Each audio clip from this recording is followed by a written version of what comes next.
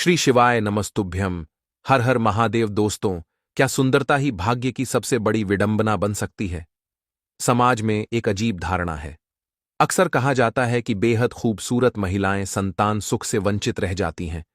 लेकिन क्या यह केवल एक अंधविश्वास है या इसके पीछे कोई गहरा कारण छिपा है? इस वीडियो में हम आपको बताएंगे कि ऐसा क्यों कहा जाता है, इसके पीछे कौन से वैज्ञानिक, ज्योतिषीय और आध्यात्मिक कारण हो सकते हैं। अगर आप भी इस रहस्य को समझना चाहते हैं तो वीडियो को अंत तक जरूर देखें। आप भी कहेंगे कि सुंदर स्त्री और गोरी चिट्टी स्त्री हमेशा बांझ क्यों रहती है? बड़े स्तनों वाली स्त्री की कहानी, किस पाप के कारण कलयुग की स्त्रियां बांझ रहती हैं, अर्थात किस स्त्री के भाग्य में संतान सुख नहीं होता है? आइए जानते हैं। इस कहानी के माध्यम से दोस्तों, एक छोटे से गांव में गरीब परिवार की बेटी सुमति भी रहती थी। उसके माता पिता साधारण किसान थे और सुमति उनकी इकलौती संतान थी। माता पिता ने उसे बड़े प्यार से पाला था। सुमति बहुत सुंदर और गुणवान थी, स्वभाव भी सीधा साधा था। वह अपने माता पिता के साथ गांव के एक छोटे से घर में खुशहाल जीवन जी रही थी। उस गांव में राजा वीर सिंह का शासन था। राजा वीर सिंह अभी अविवाहित था और अक्सर अपनी प्रजा का हालचाल जानने के लिए गांवों में जाया करता था। एक दिन वह सुमति के गांव के पास से गुजर रहा था। उसी समय सुमति अपने घर के पास नदी के किनारे कपड़े धो रही थी। सुमति की सादगी और सुंदरता पर राजा वीर सिंह की नजर पड़ी और वह तुरंत ही उसकी ओर आकर्षित हो गया। राजा ने अपने घोड़े को रोका और सुमति से बात करने के लिए उसके पास गया। लेकिन जैसे ही सुमति ने राजा को देखा, वह डर के मारे अपने घर की ओर भाग गई। राजा ने उसे आवाज दी, लेकिन वह बिना कुछ बोले अपने घर के अंदर चली गई। राजा की आवाज सुनकर सुमति के पिता रघुनाथ बाहर आए। उन्होंने राजा को अपने दरवाज पर खड़ा देखा और घबराते हुए हाथ जोड़ ली। महाराज, आप हमारे घर पर कैसे आए? क्या हमसे कोई भूल हो गई? रघुनाथ ने घबराहट में पूछा। राजा ने मुस्कुराते हुए कहा, नहीं रघुनाथ, तुम्हारी कोई गलती नहीं है, बल्कि मैं एक खास काम के लिए यहां आया हूं। रघुनाथ ने कांपते हुए पूछा, क्या हुक्म है महाराज? राजा वीर सिंह ने गंभीरता से कहा, तुम्हारी बेटी सुमति मुझे पसंद है, मैं उससे विवाह करना चाहता हूं। रघुनाथ यह सुनकर हैरान हो गया। वह गरीब और साधारण किसान था। राजा का प्रस्ताव ठुकराना उनके लिए संभव नहीं था। उन्होंने सोचा कि उनकी बेटी का जीवन अब राजमहल में रानी के रूप में गुजरेगा। यह सोचकर उन्होंने हां कर दी। विवाह और शुरुआती खुशियां। राजा वीर सिंह ने सुमति के साथ विवाह के लिए भव्य तैयारियां की। पूरे राज्य में यह खबर फैल गई कि राजा ने एक साधारण किसान की बेटी से विवाह करने का निर्णय लिया है। कुछ ही दिनों में शादी हो गई और सुमति राजमहल में आ गई। शादी के बाद शुरुआती दिन सुखद थे। सुमति के साथ राजा का व्यवहार अच्छा था और वे दोनों प्रेम पूर्वक रहने लगे। समय बीतता गया और 1 साल के भीतर सुमति ने एक पुत्र को जन्म दिया। पूरे राजमहल में खुशी का माहौल था। बदलते दिन विवाह के 6 साल बीत गए और पुत्र 5 साल का हो चुका था। लेकिन इस बीच राजा का मन धीरे धीरे सुमति से हटने लगा। एक दिन राजा की नजर एक और महिला पर पड़ी जो सुमति से अधिक आकर्षक थी। राजा ने जल्द ही उस महिला से विवाह कर लिया और उसे राजमहल ले आया। नई रानी के महल में आते ही सुमति के जीवन में परेशानियां शुरू हो गईं। नई रानी हमेशा उसे नीचा दिखाने की कोशिश करती थी। राजा वीर सिंह भी सुमति से दूरी बनाने लगा और उसकी बातें अनसुनी करने लगा। सुमति की स्थिति राजमहल में कमजोर हो गई। फिर एक दिन नई रानी ने राजा को सुमति को महल से बाहर निकालने के लिए मना लिया। राजा ने अपने पुत्र को अपने पास रखा और सुमति को महल से निकाल दिया। सुमति बेबस और अकेली अपने पिता के घर लौट आई। सुमति ने अपने माता पिता को अपनी सारी दुखद घटना सुनाई। उसकी हालत देखकर वे बहुत दुखी हुए, लेकिन राजा के खिलाफ कुछ कर पाने में असमर्थ थे। उनकी चिंता और दुख ने उनकी सेहत पर बुरा असर डाला। सुमति की मां को सांस लेने में तकलीफ थी और कुछ ही दिनों में उनकी मृत्यु हो गई। मां की मृत्यु के बाद सुमति के पिता रघुनाथ भी गहरे दुख में रहने लगे। बेटी की दुर्दशा और पत्नी की मृत्यु ने उन्हें पूरी तरह तोड़ दिया। कुछ समय बाद रघुनाथ भी इस दुनिया से चले गए। अकेलापन और असहाय सुमति बिल्कुल अकेली रह गई। उसे सहारे की सख्त जरूरत थी, लेकिन वह किसी से कुछ कहने की हिम्मत नहीं जुटा पा रही थी। अकेलेपन ने उसे भीतर तक तोड़ दिया था कहते हैं कि विपत्ति के समय धैर्य ही मनुष्य का सबसे बड़ा साथी होता है। सुमति के पास अब धैर्य और अपने भविष्य के लिए संघर्ष करने के अलावा कोई विकल्प नहीं था। सुमति के माता पिता की मृत्यु के बाद वह अकेली हो गई थी। उसे जीवन में सहारे की जरूरत थी और इसी दौरान मदन नाम का एक ऊंटों का व्यापारी, जो पहले भी सुमति के घर आता जाता था, अब और ज्यादा आने लगा। वह सुमति से सहानुभूति दिखाने लगा और उसका ख्याल रखने का नाटक करने लगा। सुमति, जो पहले से ही अकेली और कमजोर थी, उसकी बातों पर यकीन करने लगी। कुछ समय बाद मदन ने सुमति से शादी का प्रस्ताव रखा। इस समय सुमति को भी किसी सहारे की जरूरत थी, इसीलिए उसने इस रिश्ते के लिए हामी भर दी। दोनों पति पत्नी की तरह एक साथ रहने लगे। मदन ऊंटों का व्यापारी था और हर साल ऊंटों के मेले में जाता था। उसने एक दिन सुमति से कहा, तुम हर समय घर में रहती हो, इस बार मेरे साथ ऊंटों के मेले में चलो, वहां का मेला बहुत सुंदर होता है। सुमति ने सोचा कि थोड़ा बाहर जाने से मन बदल जाएगा और उसने मदन के साथ मेले में जाने का निर्णय लिया। फिर मदन ने सुमति को मेले में घुमाया और उसकी खुशी का ख्याल रखने का दिखावा किया। लेकिन उसके मन में खतरनाक योजना थी। उसने अपने ऊंटों के साथ सुमति का भी सौदा कर दिया। सुमति को इस बात का बिल्कुल अंदाजा नहीं था। मदन ने उसे ऊंटों के पास बैठाकर कहा, मैं अभी आता हूं, और फिर वहां से चला गया। थोड़ी देर बाद कुछ व्यापारी आए और ऊंटों के साथ साथ सुमति को भी जबरदस्ती ले जाने लगे। सुमति घबरा गई और चिल्लाने लगी, मुझे कहां ले जा रहे हो? लेकिन व्यापारियों ने उसकी आवाज को दबाने के लिए उसे बेहोश कर दिया। जब सुमति को होश आया तो उसने खुद को एक अजनबी जगह पर पाया। वह जगह कोठा था और वहां की मालकिन ने सुमति से कहा, अब तुम यहां रहोगी। हमने तुम्हें खरीद लिया है, तो अब तुम्हें यहां मुजरा करना होगा और लोगों की इच्छाएं पूरी करनी होंगी। इसके बदले तुम्हें रोटी, कपड़ा और सिर छुपाने की जगह मिलेगी। फिर सुमति ने गुस्से में कहा, मैं यह सब कभी नहीं करूंगी। मालकिन ने ठंडे स्वर में जवाब दिया, अगर तुमने मेरी बात नहीं मानी तो तुम्हें भूखा रखा जाएगा, तुम्हें मार मार कर अधमरा कर दिया जाएगा।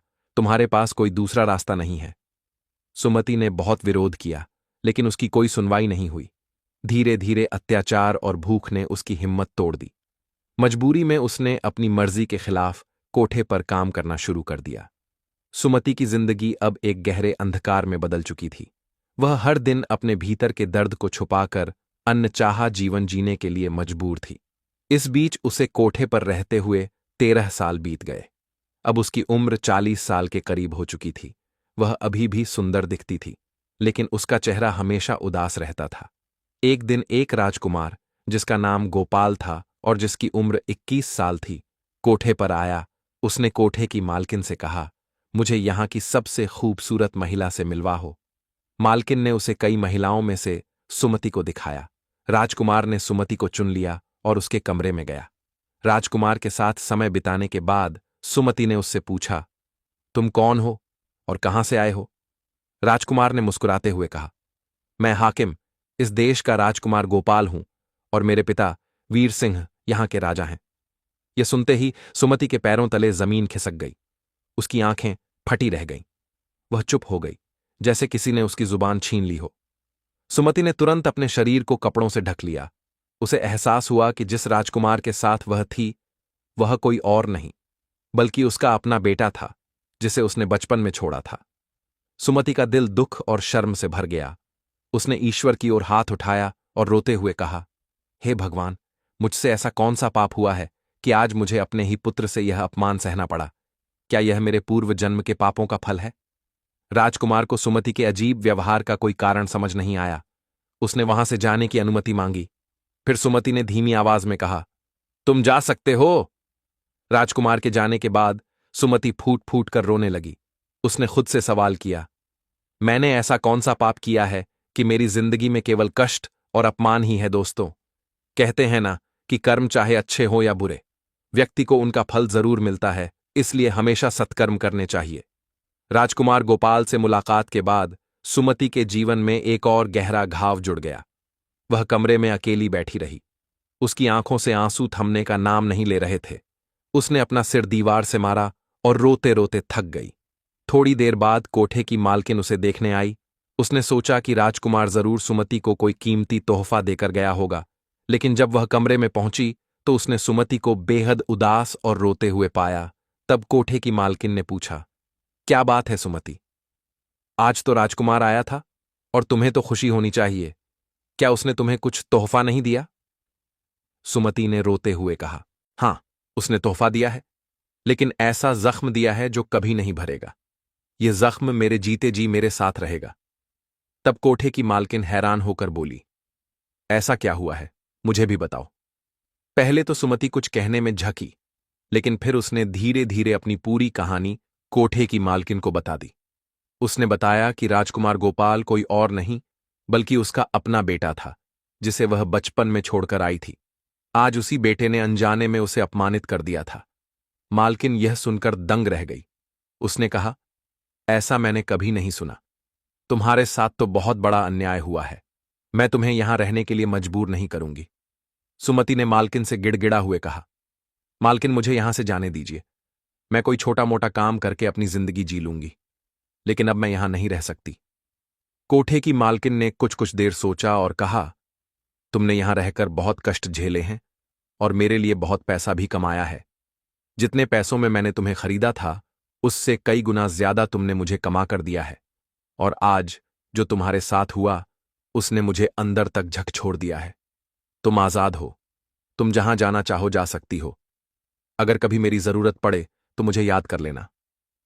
सुमति ने मालकिन के पैरों में गिरकर धन्यवाद दिया और कहा, अब मुझे और क्या कष्ट झेलने हैं, ये जानने के लिए ही तो मैं जिंदा हूं।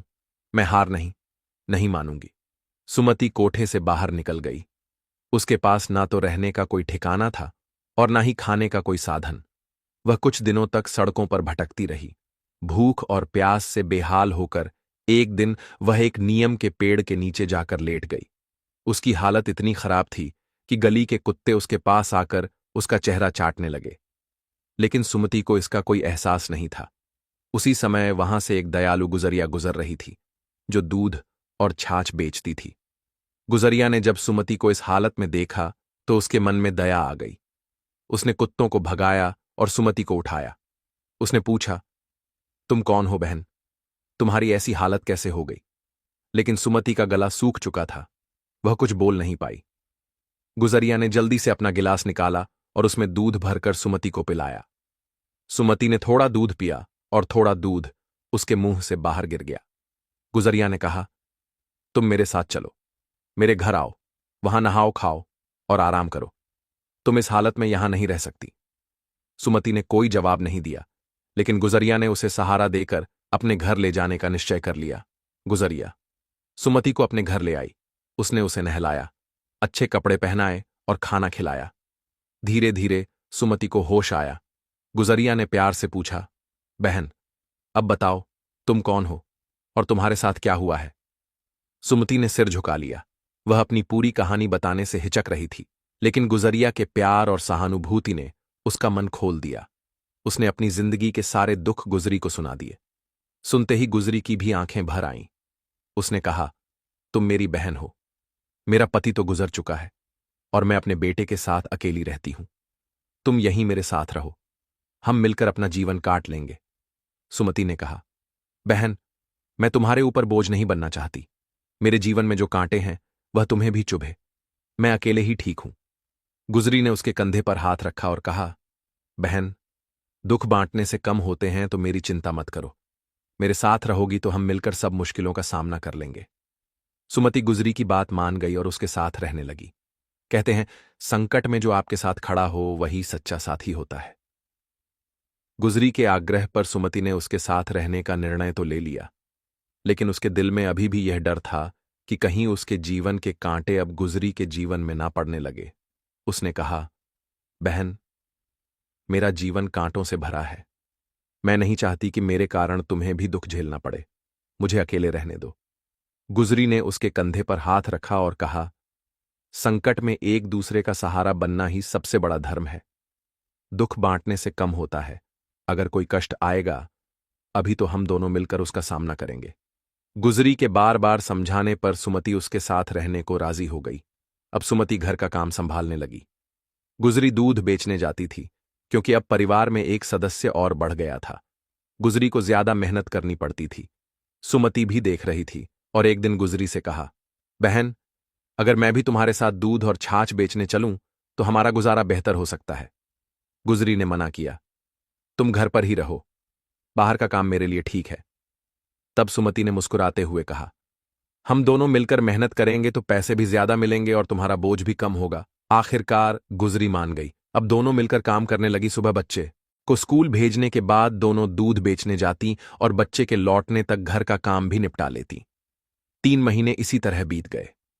एक दिन गुजरी दूध बेचने जा रही थी कि अचानक रास्ते में उसका संतुलन बिगड़ा और दूध का घड़ा गिरकर टूट गया। गुजरी जमीन पर बैठकर रोने लगी। उसने कहा, अब मैं क्या करूं? आज सारा दूध बर्बाद हो गया।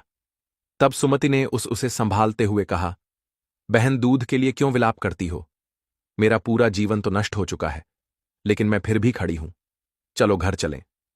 गुजरी ने पैर में चोट लगने की शिकायत की। तब सुमति ने उसे सहारा देकर घर पहुंचाया और हल्दी तेल लगाकर उसकी पट्टी की। अब दूध बेचने का सारा काम सुमति अकेले संभालने लगी। गुजरी की चोट ठीक नहीं हो रही थी। 10 दिन बीत गए, लेकिन जख्म बढ़ता ही गया। अब गुजरी का शरीर कमजोर होने लगा। सुमति दिन रात उसकी सेवा करती, बच्चे का ख्याल रखती और बाहर का काम भी संभालती। धीरे धीरे 6 महीने बीत गए। एक दिन गुजरी की हालत बहुत बिगड़ गई और उसने अपनी अंतिम सांस ली। सुमति के लिए यह बहुत बड़ा झटका था। गुजरी ने उसे अपनी बहन माना था और अब वही बहन उसे छोड़कर चली गई थी। गुजरी के बेटे को संभालना अब सुमति की जिम्मेदारी थी। बच्चा अपनी मां की मौत के बाद चिड़चिड़ा और उदास रहने लगा। वह बार बार अपनी मां के बारे में पूछता था। तब सुमति उसे समझाती कि तुम्हारी मां भगवान के पास गई है, वह कुछ दिन में आ जाएगी। धीरे धीरे बच्चे ने सुमति को अपनी मां मान ली। समय बीता और बच्चा बड़ा हो गया। अब वह 18 साल का हो चुका था और काम में सुमति की मदद करने लगा। एक दिन लकड़ियां लेने के लिए सुमति और गुजरी का बेटा पास की पहाड़ी पर गए। वहां एक सूखा पेड़ था जिसकी लकड़ियां काटने के लिए सुमति उस पर चढ़ गई। लकड़ी काटते समय जिस टहनी पर सुमति खड़ी थी वह टूट गई और सुमति नीचे गिरते हुए पहाड़ी से लुढ़क कर घने जंगल में जा गिरी। बेटा यह देखकर घबरा गया। उसने पहाड़ी के नीचे झांका, लेकिन सुमति कहीं नजर नहीं आई। फिर वह लड़का डर और घबराहट में वह गांव लौट आया और सबको यह बात बताई। सुमति पहाड़ी से गिरकर एक दलदल में जा फंसी थी। वह गर्दन तक दलदल में ढस हुई थी। 10 दिनों तक उसने वहां संघर्ष किया। जंगली जानवर उसके पास आते, लेकिन दलदल में होने के कारण बहुत दूर रहते। एक दिन आदिवासियों का एक झुंड वहां से गुजरा। उन्होंने सुमति को दलदल में फंसा देखा। बड़ी मुश्किल से उन्होंने उसे बाहर निकाला। सुमति जीवित तो थी, लेकिन वह गंभीर रूप से घायल थी। उसके दोनों पैर टूट चुके थे। आदिवासी उसे अपने कबीले में ले गए और उसकी देखभाल शुरू की। कहते हैं, जीवन कितना भी कठिन क्यों ना हो, हमें हार नहीं माननी चाहिए। चाणक्य नीति कहती है, समस्याएं चाहे कितनी भी बड़ी हो, उनका सामना धैर्य और साहस से करना चाहिए। सुमति को आदिवासियों ने दलदल से तो बचा लिया था, लेकिन उसकी हालत गंभीर थी। उसके पैरों की हड्डियां इतनी बुरी तरह टूट चुकी थीं कि उन्हें ठीक करना संभव नहीं था। आदिवासियों ने उसका उपचार किया, लेकिन अंततः उसकी दोनों टांगें काटनी पड़ी। सुमति ने इस बात को ईश्वर की इच्छा मानकर स्वीकार कर लिया। धीरे धीरे वह आदिवासियों की भाषा और इशारों को समझने लगी। वहां की एक बुजुर्ग महिला जो ध्यान और आध्यात्मिक विद्या में निपुण थी, वह सुमति का बहुत ख्याल रखती थी। जब सुमति को पता चला कि वह बूढ़ी महिला एक विशेष ध्यान विधि जानती है जिससे व्यक्ति अपने अतीत को देख और समझ सकता है, तो सुमति ने जिद की कि वह अपने पूर्व जन्म के बारे में जानना चाहती है। बूढ़ी महिला ने उसे समझाया, यह ठीक नहीं होगा। अपने अतीत में झांकने से अक्सर व्यक्ति वर्तमान में भी शांति खो देता है। जो प्रकृति ने भुला दिया है उसे भूल जाना ही बेहतर होता है। लेकिन सुमति ने अपनी बात पर जोर देते हुए कहा, मैं जानना चाहती हूं कि मेरे जीवन में इतने दुख क्यों हैं। क्या ऐसा किया है जिसके कारण मुझे यह सब सहना पड़ रहा है? अगर अतीत जानने से और दुख मिलेगा तो मैं उसे भी सह लूंगी। बूढ़ी महिला ने उसे ध्यान की एक कठिन प्रक्रिया सिखाई। उसने कहा, तुम्हें हर पल को याद करते हुए अपने अतीत तक पहुंचना होगा। यह साधना 3 से 4 वर्षों तक चलेगी। सुमति ने पूरी लगन के साथ ध्यान विधि का अभ्यास शुरू किया। धीरे धीरे उसने अपने जीवन के बीते हुए क्षणों को याद करना शुरू किया। 3 वर्षों की साधना के बाद सुमति अपने पिछले जन्म में पहुंच गई। उसने देखा कि पिछले जन्म में उसका नाम माया था और वह एक साधारण परिवार की सदस्य थी। उसके जीवन में सबसे बड़ा दुख यह था कि उसे औलाद नहीं थी। इस वजह से वह अवसाद में चली गई थी। गांव के लोग उसे ताने देते थे और उसकी स्थिति ने उसे भीतर से तोड़ दिया था। अपनी निराशा और दुखों से बचने के लिए माया ने किसी साधु की सलाह मानकर कुछ विशेष अनुष्ठान करने शुरू किए। उसे विश्वास दिलाया गया कि यह अनुष्ठान उसके जीवन में खुशियां लाएंगे। उसे बताया गया कि वह अगर 21 बच्चों की बलि देगी तो उसे संतान प्राप्त हो सकती है। सुमति ने वैसा ही किया। गांव के 21 बच्चों को उसने चुराकर मार डाला। किसी तांत्रिक के पाखंड में आकर वह खुद निस्संतान थी। लोग उसका मुंह तक नहीं देखना चाहते थे। उसे इस बात की जलन होती थी और औलाद ना होने का दुख अलग था। लोगों के इस बर्ताव की वजह से वह कुछ सनकी हो गई थी। उसने देखा जिन लोगों की उसने संतानें खत्म की थीं, उनमें से कुछ माता पिता ऐसे थे जिन्होंने आत्महत्या कर ली थी अपनी संतान के दुख के कारण, और कुछ उसे सदा बधुआ देते रहते थे। जब वह मरी तो उसने देखा कि उसके मरने के बाद भी बहुत से लोग उसके लिए बददुआ दे रहे थे। उन लोगों की बददुआ उसे दर्द पहुंचा रही थी। उसकी आत्मा उन सभी घरों में गई जहां जहां उसने बच्चे उठाए थे। उसने देखा कि वहां कुछ घर बर्बाद और कुछ अभी भी बे औलाद हैं, पर वे लोग अब काफी बुजुर्ग हो चुके थे और वे सदा उसे गालियां देते रहते थे। अब वह पहले से भी ज्यादा दुखी हो गई दोस्तों। अब उसके लिए पूर्व जन्म में जाना तो मुमकिन था, क्योंकि उसकी सहायता उस बूढ़ी महिला आदिवासी ने की थी, पर अब वापस उसी शरीर में जाना नामुमकिन था। अब सुमति को एहसास हुआ कि उसका अतीत उसकी वर्तमान स्थिति का कारण है। उसने सोचा, अगर मैंने अपना अतीत न देखा होता तो मेरा मन शायद शांत रहता। बूढ़ी महिला ने सही कहा था कि प्रकृति ने हमें भूलने की शक्ति दी है और उसे अपनाना चाहिए। अब वह अपनी गलतियों का प्रायश्चित करना चाहती थी। उसी गांव में एक तांत्रिक आया जो भटकती हुई आत्माओं को वश में कर सकता था। उसने अपने तंत्र मंत्र के जरिए आसपास की आत्माओं को अपने नियंत्रण में लेना शुरू किया। जब तांत्रिक ने सुमति की आत्मा को महसूस किया तो उसने उसे वश में कर लिया। सुमति का आत्मा के रूप में भटकना जारी था। एक दिन एक तांत्रिक ने उसकी आत्मा को महसूस किया और उसे अपने नियंत्रण में लेने की कोशिश की। तांत्रिक आत्माओं को अपने स्वार्थपूर्ण कार्यों के लिए उपयोग करता था। जब सुमति की बारी आई तो उसने तांत्रिक से रोते हुए कहा, मैंने पहले ही अपने जीवन में कई गलतियां की हैं, मुझसे अब और गलत काम मत करवाओ। सुमति ने अपनी पूरी कहानी तांत्रिक को बता दी और उससे प्रार्थना की, मुझे यहां से मुक्त कर दो और मेरे शरीर में वापस जाने का कोई तरीका बताओ। तांत्रिक ने कहा, तुम्हारा दुख देखकर मैं तुमसे और कोई काम नहीं करवा पाऊंगा, लेकिन मेरे पास ऐसी कोई विद्या नहीं है जिससे तुम्हें तुम्हारे शरीर में वापस भेज सकूं। यह सुनकर सुमति निराश हो गई। वह फिर से भटकने लगी। इसी दौरान उसी नगर में एक संत आए जो भर वहां रुके थे। संत उस कुम्हार के गुरु थे जो सुमति के पूर्व जन्म के पति थे। कुम्हार 80 वर्ष का हो चुका था और अकेला ही रहता था। रात में संत और कुम्हार ईश्वर का गुणगान कर रहे थे। सुमति की आत्मा वहीं भटक रही थी। संत को महसूस हुआ कि वहां कोई आत्मा मौजूद है जो मोक्ष की कामना कर रही है। तब संत ने कुम्हार से कहा, यहां तुम्हारी पूर्व पत्नी की आत्मा भटक रही है, वह अपनी मुक्ति चाहती है। कुम्हार ने चौंक कर पूछा, मेरी पत्नी, वह तो वर्षों पहले गुजर गई थी, क्या इतने समय से उसकी आत्मा भटक रही है? संत ने सुमति की आत्मा को संबोधित करते हुए कहा, तुम्हें क्या चाहिए, क्यों भटक रही हो?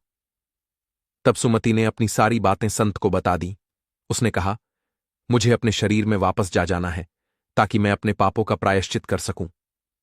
संत ने कहा, तुम्हें मेरे साथ मेरे आश्रम चलना होगा। वहां हर रोज भजन कीर्तन होता है। ईश्वर के नाम के माध्यम से तुम अपने शरीर में लौटने का मार्ग ढूंढ सकती हो। सुमति ने संत की बात मानी और उनके साथ आश्रम चली गई। आश्रम में रहती हुई सुमति ईश्वर का भजन करती, ध्यान लगाकर प्रार्थना करती। धीरे धीरे उसे महसूस होने लगा कि वह अपने शरीर की ओर लौट रही है। उसने यह बात संत को बताई। संत ने कहा, तुम अपने शरीर में वापस लौट सकती हो, लेकिन तुम्हारे पाप तभी खत्म होंगे जब तुम 21 लोगों की मदद करोगी और उनके जीवन को बेहतर बनाओगी। यही तुम्हारे लिए मुक्ति का मार्ग है। संत के आशीर्वाद से सुमति अपने शरीर में लौट आई।